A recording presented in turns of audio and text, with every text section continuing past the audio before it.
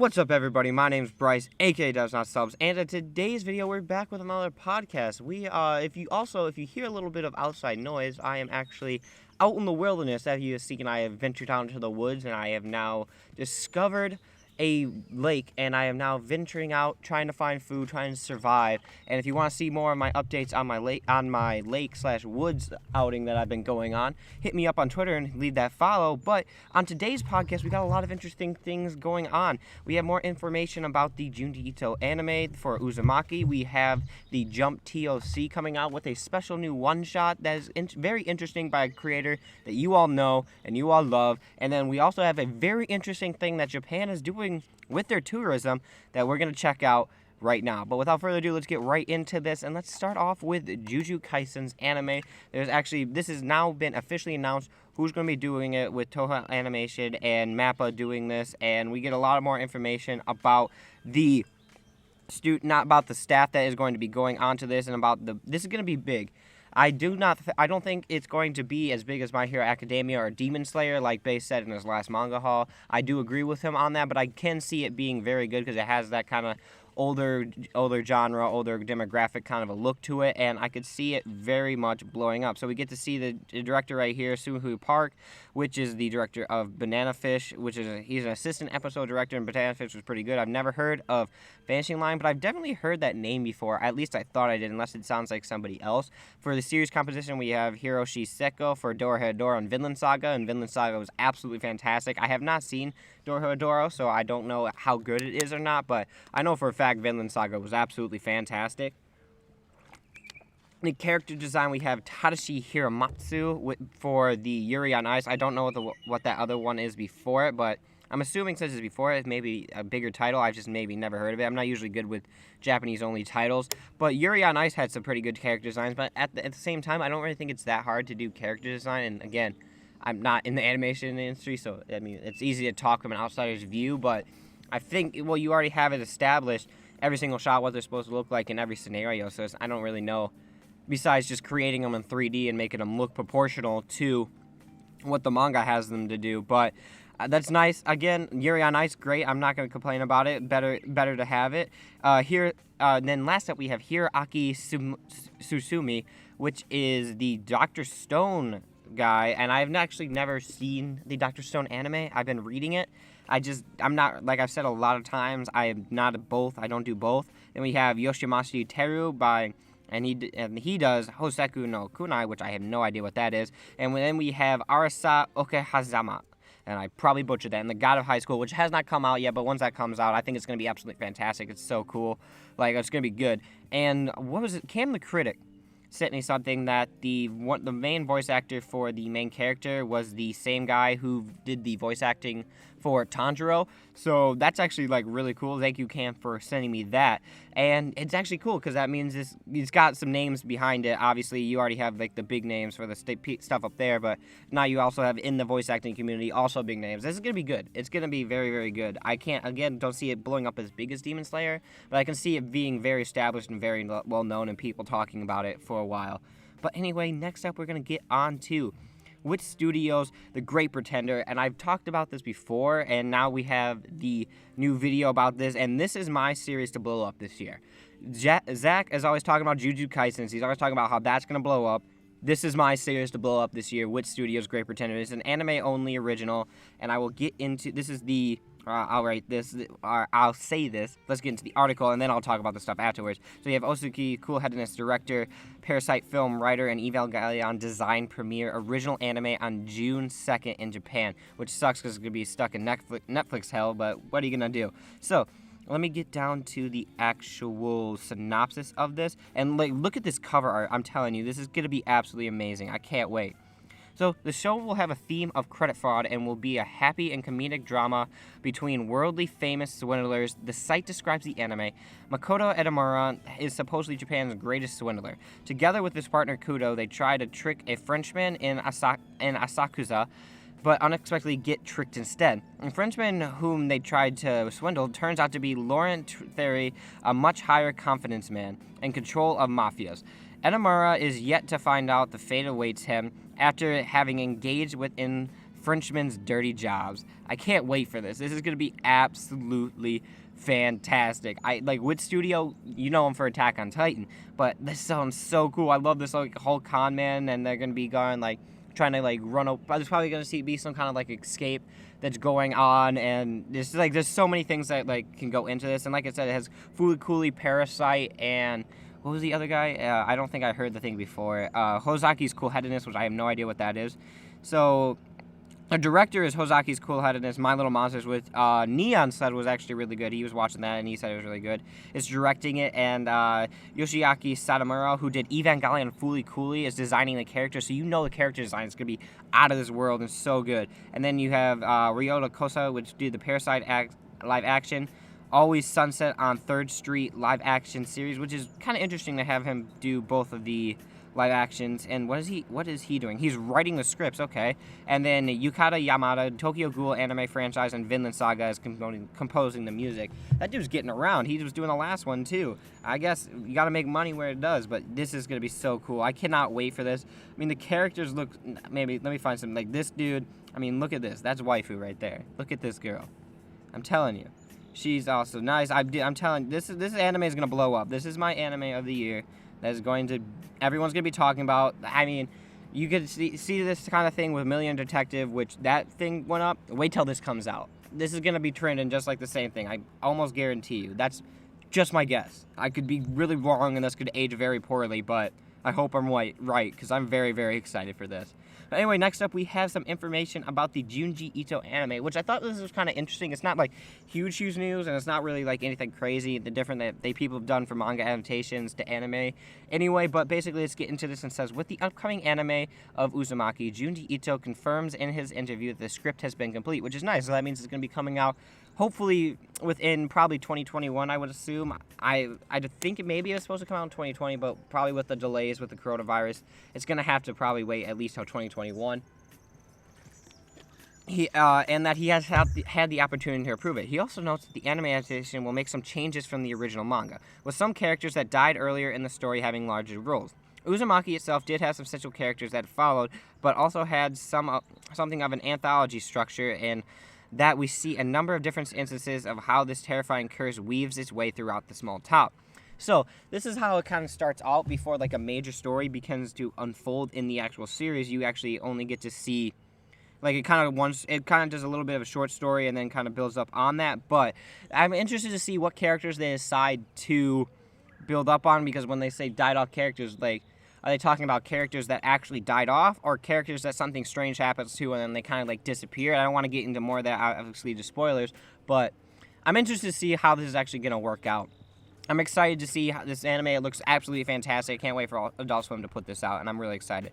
But then anyway, next up we have this one right here, which I just like. I just want to.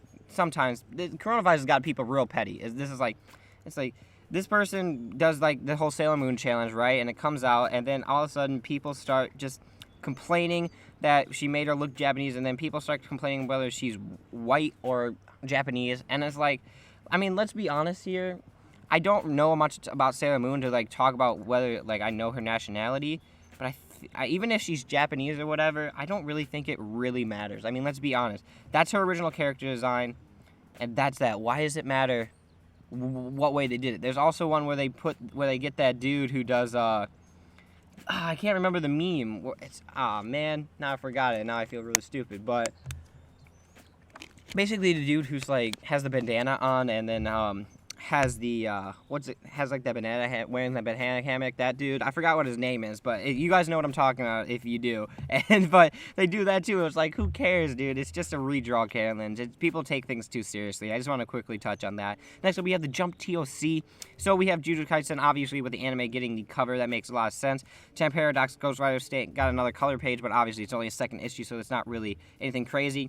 Interesting that Mission Yozokura got up to actually number 7, which I thought was very interesting. This also got a 3rd placement, which is very interesting. Or a color page. I guess a color page doesn't really matter after this. After the 3rd issue, we'll probably see where it actually places. Then we have Mashley still at number 3, doing great for the Jump Runners. I'll get into this in a second. This is the one shot I'm talking to you guys about by the Food Wars creators. Actually, I want to get into that. And then we have Bone Collection, which is also staying up at number... Oh, actually, it's not ranked, so it's probably staying up there. So I don't know if it's going to actually be ranked yet. Undead Unluck, not in the bottom, but not in the top. We also have Chainsaw Man, which is number 8, which is not... It's kind of in the middle of the road, so I wonder if it's not doing... It's kind of like died out with like all that hype that came out with it. And then we have our bottom of the bottom. Mitama, again, it's a gag comedy, so I don't really see... It's not going to really get high in the issue. Same with like Act Age. Like I'm sure this is like good for it because of how unique and like how Shonen Jump's like demographic is, but these two are going to go, thank God, because Gravity Boys and Guardian of the Witch are not that good and deserve to probably get shooed out because it's not really that great. I mean, let's be honest. They're okay at best. They're nothing really, like... Gravity's Boy is terrible. I don't know how it's still alive in this magazine. It shows how kind of desperate they are, because that thing needs to go. It's not that good. Anyway, let's get on to Yugen's All Ghouls Classroom. So basically, this is from the Food Wars creator, and it is about this all-girls, like, prestigious school where it's, like, the top of the line. All these, like, super smart, like, geniuses are there, and this character right here shows up one day, and we find out that he's actually a medium, and he's there to, like, he exercises ghosts in there, and is also, like, got that kind of pervertedness and trying to find a girl that he can marry for the rest of his life, or whatever, and just trying to find this girl, but it's weird because it's, like, an all-girls academy. But when, like... You notice that when he's, like, always flattering people about their looks, he's not actually looking at their physical appearance. It's all about their inward appearance and, like, their actual spirit. So it's actually pretty interesting. Surprisingly wholesome for a Shonen Jump kind of series with that kind of a character. But this is actually... I liked it and I didn't like it. I liked the ghoul thing, and I don't know how they would really make this interesting with, like, the whole thing of the... there was a fish that just jumped out there. That, like, just jumped out of the water. That was really interesting. So, anyway, yeah, like, so he basically goes there and he does it to exercise the spirits from these girls because stress, anxiety, all this stuff builds up and then goes into possessing them. I don't know how it's going to build out. If it, like, they stay in the realm of this school, I don't know how much he can actually accomplish with that. But through this first one shot, I could see it being serialized and I could see it turning into something depending on how he does with it, but I thoroughly enjoyed it. I did think I overall enjoyed it. He does great with the art. I mean, I never really got to read Food War, so I'm excited to actually check out something by him, whether this or whatever. I could see this getting serialized, though. That's my thing. And could it be big? No, I don't honestly think it's going to be anything like crazy big. I don't even see it, honestly. I could see it maybe beating some of the new, actually, I could see it beating some of the newbies. I can't see it beating Time Paradox, Ghost Rider, and what's the other? Is there another one that I don't know? Let me go back real quick. But I don't really think there's any. It probably could beat all the other ones, to be honest. Is there anyone? I would say Bone Collection. Surprisingly, I could see this actually doing better than what I thought. I could see people actually enjoying it. Oh, Mashley, that's the one I was thinking of. Mashley, I don't see it beating either, but I could see it beating everything else. Anyway, let's get on to the next one, which you have some sort of news with the Act Age manga. I'm not going to get into this because obviously nothing is known yet, but basically on June 1st, something is going to get announced, and my guess would be, it says important project. I'm guessing an anime. I'm guessing an anime is finally going to come out for this. But let's get on to this next piece right here, and that is Sunken Rock by Bocchi has come out officially on Manga Planet and Crunchyroll. So if you have a Crunchyroll account and or a Verve account, you can actually go on, download the Crunchyroll manga app and read all of Bocchi's Sunken Rock for free. You actually have a lot of different, you have a couple new ones, other ones too. You also have Kawaii Complex Girl or something like that, which I've been reading. Let me go to the manga and actually look these up. I know there's this one, and then there's is it not going to pop up for me? You're not going to work for me, are you? Because we're in the manga, that's why. This is also a new series that came out on Manga Planet and Crunchyroll. Boku wa Mina. I'm not even going to try to do that. I'm giving up halfway through. That one, which is it's kind of like, this dude moves into an apartment, and then he kind of finds this girl that he's attracted to, and it's a rom-com, which kind of like focuses on the comedy. And so far, what I've been reading for it, it's actually been like genuinely like really funny. And then you have obviously Sunken Rock, like I was saying, and it's not looking like I'm gonna find the last one. But basically, the last one was just about like a maid cafe, and it really wasn't that good. And it doesn't, you're not missing anything. But anyway, next up we have Yen Press licensing a couple new releases. We have 3 new releases here, and let's get into them. We have Yen Press has announced that they've licensed Salt Hino's Hedakugena. I can't even. It's not. Oh, okay, it does. I was about to say, it does not have the stuff for it. But anyway, let's get into the story by Broken Mariko. Shino is an ill-tempered office assistant, but when her friend Mariko dies unexpectedly, she becomes determined to get to the bottom of this mystery, portraying the soulful connection between girls. This is a striking story of sisterhood and romance. So basically, it's about getting over and coming over with death. According to I had to ask Zach because he tweeted about this and I didn't know what it was about. So basically, here's in the bottom, an intense emotional josei that addresses suicide. I didn't read the bottom, so that probably was my. That was my biggest problem. But I think I'm gonna check this out because I am very interested to see what this is about like death and loss and how people cope with it. And I'm interested to see what this is about. Zach also said it was pretty good, so I'm gonna trust Zach's recommendation and check this out. And then, okay, cool. It has both of them. I was worried that we weren't gonna see both of them. But anyway, we have Sword Art Online Progressive. I mean, it's Sword Art Online. Do you really need to know too much about it? But let's get into this. Through the fourth floor of the from the Einkrad, I don't know, was supposed to be only dreary, dried up riverbed. It's been transformed into a I can't read, dude. Of countless canals. Kirito and Asuna will need a gondola if they want to continue moving forward. Don't know what this is about, and honestly don't care. I like the Sword Art Online first season. It's the first anime I've ever watched. Not interested to get deeper into this show, to be honest. And then we have Hitogenia. I'm not even going to try it. After his professor is injured, a rookie linguist Hakabana is entrusted with his work. A research trip to study the language of monsters. Traveling together with his guide, Suzuki, he dives into the complex world of interspecies communication. A wholesome version of interspecies monster reviewers.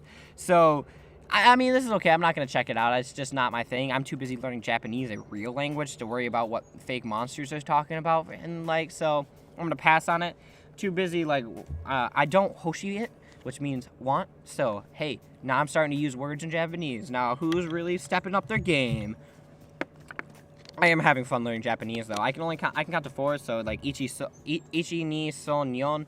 Basically, I'm learning as it goes. I'm learning a lot of hiragana right now, so it's fun. I'm having a lot of fun with it. I mean, I'm keeping at it, slowly getting my stuff better as I go. I'll get it as long as I stick with it. I can learn it.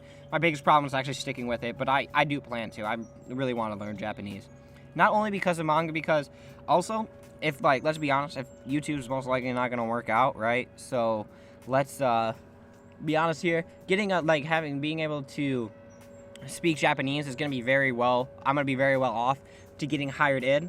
It's especially with all the jobs in Japan and all the big companies that are there. Being able to speak Japanese is going to be very highly really desirable for a job. So hey, it works well for a plan B also. But let's look into our last title, which let's just play with this. I don't believe this is actually going to happen, but I like to play with the idea to see how what would happen. Japan might pay for half of your next trip to jumpstart tourism. This is insane if this actually does it. If I don't get 6,000 pop-ups. But anyway, in the post-pandemic era, it's going to take a lot of convincing to get people to feel comfortable enough to board a plane for an international trip.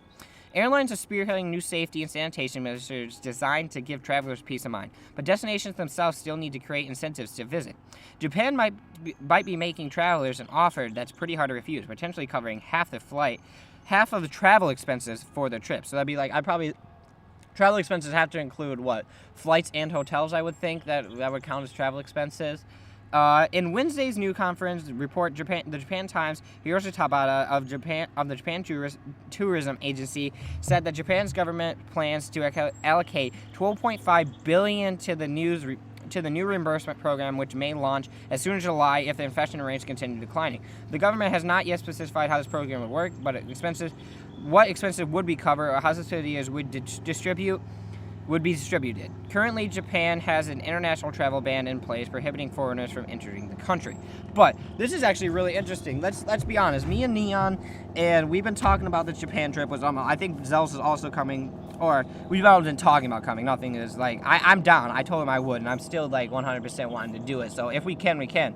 So think about being able to go next year and paying half your money for that. Think of all the more stuff you can do in Japan, all these new places you can see with all the money you can save. Obviously, you could just save it and on stuff like that. But what's the fun in that? You're going to Japan, spend all that extra money on cool stuff, on cool like places to visit, and new sites and stuff.